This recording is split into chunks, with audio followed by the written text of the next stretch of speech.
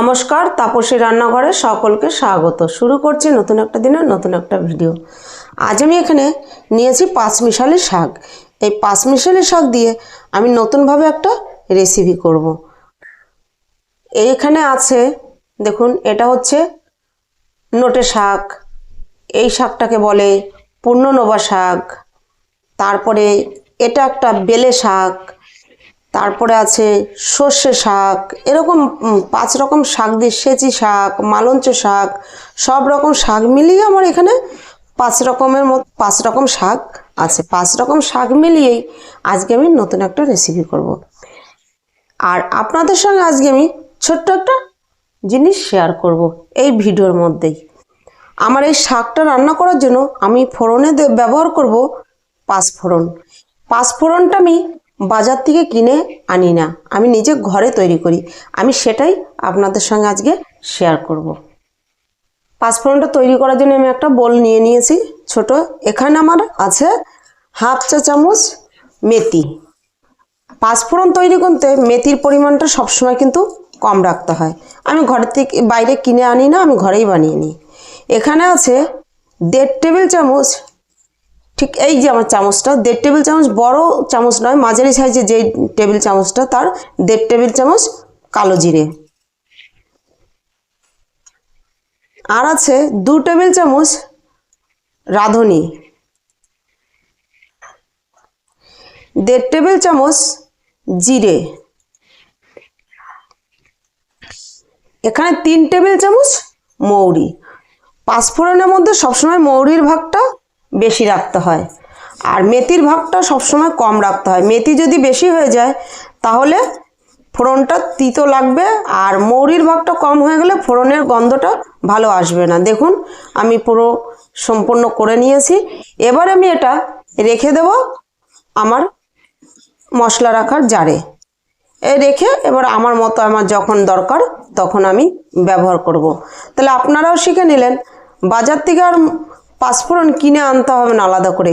এই সব উপকরণগুলো কিন্তু আমাদের প্রত্যেকের ঘরেই থাকে।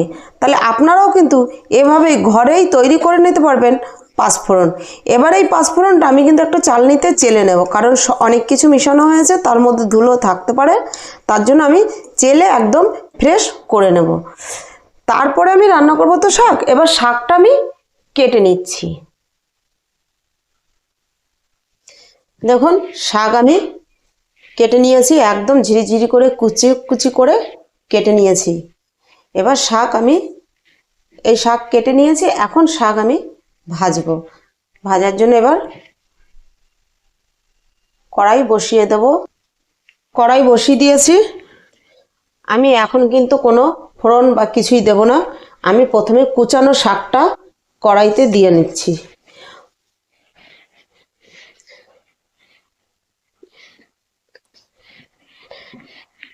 আমি এই শাকটা এখন একটু 2 থেকে 3 মিনিট আগে ভেজে নেব।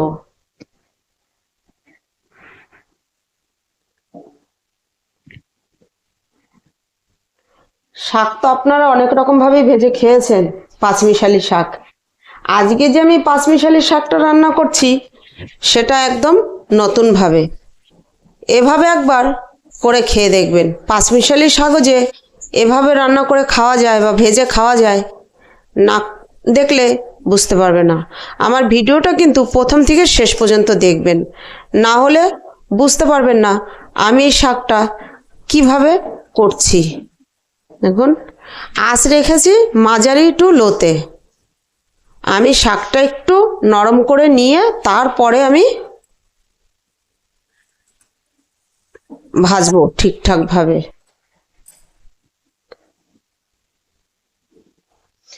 শাকটা আমি 2 থেকে 3 মিনিট ভেজে নিয়েছি। এবার আমি দিয়ে দিচ্ছি পরিমাণ মতো নুন।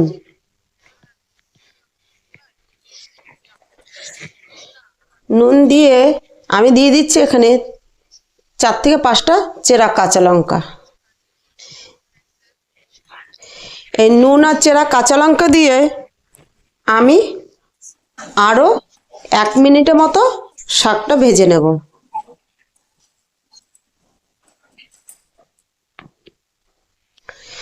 দেখুন নুন আর কাঁচা লঙ্কা দিয়ে আমি 1 মিনিট ভেজে নিয়েছি।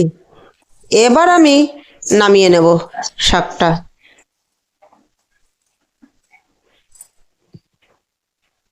কড়াই বসিয়ে দিয়েছি, গ্যাসও জ্বেলে দিয়েছি। এবার দিয়ে দিচ্ছি তেল। তেল গরম হলে তারপরে আমি এখানে বড়ি ভেজে নেব। তেল গরম হয়ে গিয়েছে। আমি দেখুন এখানে পুরো 100 নেই, 100 থেকে একটু কম আছে বড়ি। আমি তেলে ভালো করে ভেজে নিচ্ছি। আঁচ লোতে রেখে বড়িগুলো আমি দেখুন ভালো করে ভেজে নিয়েছি। এবার আমি একটা প্লেটে তুলে নিচ্ছি।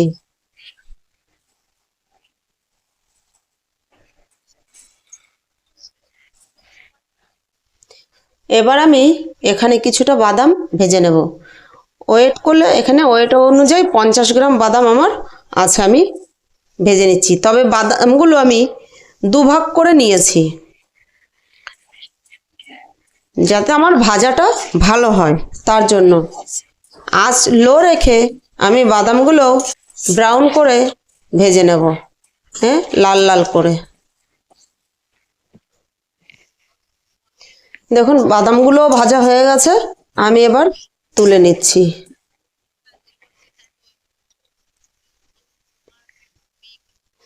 আমি এই তেলের মধ্যে আর সামান্য তেল দিয়ে দেবো, 1/2 চামচ তেল দিয়ে দেবো। এবার এই তেলের কাঁচা গন্ধ চলে যাওয়া পর্যন্ত আমি একটু নেড়ে নিচ্ছি। গরম তেলের সঙ্গে নেড়ে নিলে তাড়াতাড়ি কাঁচা গন্ধটা চলে যাবে। এবার এখানে আমি দিয়ে দিচ্ছি 2টো শুকনো লঙ্কা। শুকনো লঙ্কা 2টো দিয়ে আমি একটু শুকনো লঙ্কাটা মানে লাল লাল হয়ে আসা পর্যন্ত নেড়ে চেড়ে নিচ্ছি। শুকনো লঙ্কা দিয়ে দেখুন আমি এরকম শুকনো লঙ্কাটা লাল হওয়া পর্যন্ত একটু শুকনো লঙ্কাটা ভেজে নিয়েছি। এবার আমি দিয়ে দেবো এখানে, এই দেখুন আমি বানিয়ে রাখা যে পাঁচফোড়নটা, এই পাঁচফোড়নের 1/2 চামচ পাঁচফোড়ন। এবার পাঁচফোড়নে মিষ্টি গন্ধটা বেরিয়ে আসা পর্যন্ত আমি কয়েক সেকেন্ড নেড়ে নিচ্ছি।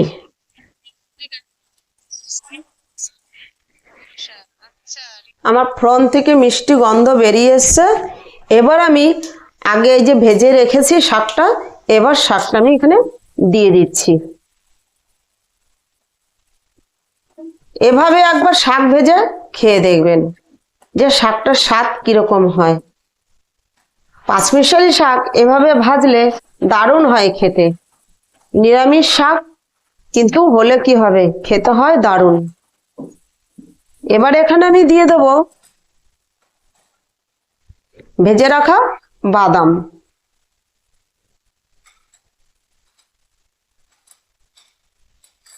দিয়ে আমি আগে ভালো করে মিশিয়ে নিচ্ছি। শাকের মধ্যে বাদাম দিয়ে আমি ভালো করে মিশিয়ে নিয়েছি। এবার মাঝখানটা একটু আমি ফাঁকা করে নিচ্ছি। দেখুন মাঝখানটা একটু ফাঁকা করে নিয়ে এখানে আমি এবার দিয়ে দিচ্ছি 1 চামচের 1 চামচ পোস্ত। পোস্তটা দিয়ে আমি এবার একটু নেড়ে চেড়ে নেব। এখানেই পোস্ত দিয়ে আমি 1 মিনিট মতো নেড়ে নিয়েছি। এবার শাকের সঙ্গে আমি পোস্তটা ভালো করে মিশিয়ে দেব।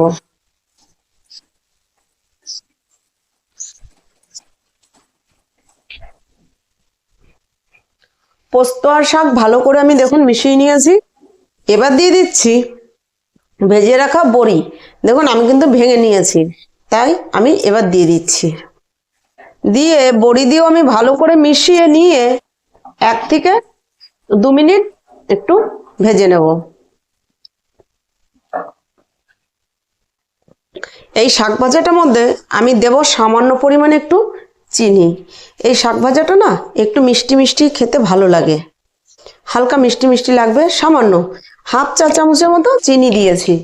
এখানে আমার শাকের পরিমাণটা অনেকটাই বেশি আছে, তাই আমি 1/2 চা পরিমাণ চিনি দিয়েছি। আপনাদের কাছে যেরকম শাক থাকবে আপনারা সেরকম সব কিছু বুঝে ব্যবহার করবেন। এবার এটা দিয়ে আমি আরো 2 মিনিট ভেজে নেব। তাহলে আমার এই ভিডিওটা যদি ভালো লাগে লাইক কমেন্ট সাবস্ক্রাইব করবেন, সাবস্ক্রাইব করে পাশে থাকা বেল আইকনটি প্রেস করে নোটিফিকেশনটি অন রাখবেন। যখনই এরকম নিত্য নতুন ভিডিও ছাড়বো পৌঁছে যাবে সবার আগে আপনাদের কাছে। তাহলে আমি আর 2 মিনিট একটু ভেজে নিই, তারপরে আমি নামাবো। বড়ি চিনি দিয়ে দেখুন আমি আরো 2 মিনিট ভেজে নিয়েছি। এবার আমি নামিয়ে নেব। তাহলে আমার ভিডিওটা যদি ভালো লাগে লাইক কমেন্ট করবেন আর বন্ধুদের সঙ্গে বেশি বেশি শেয়ার করবেন।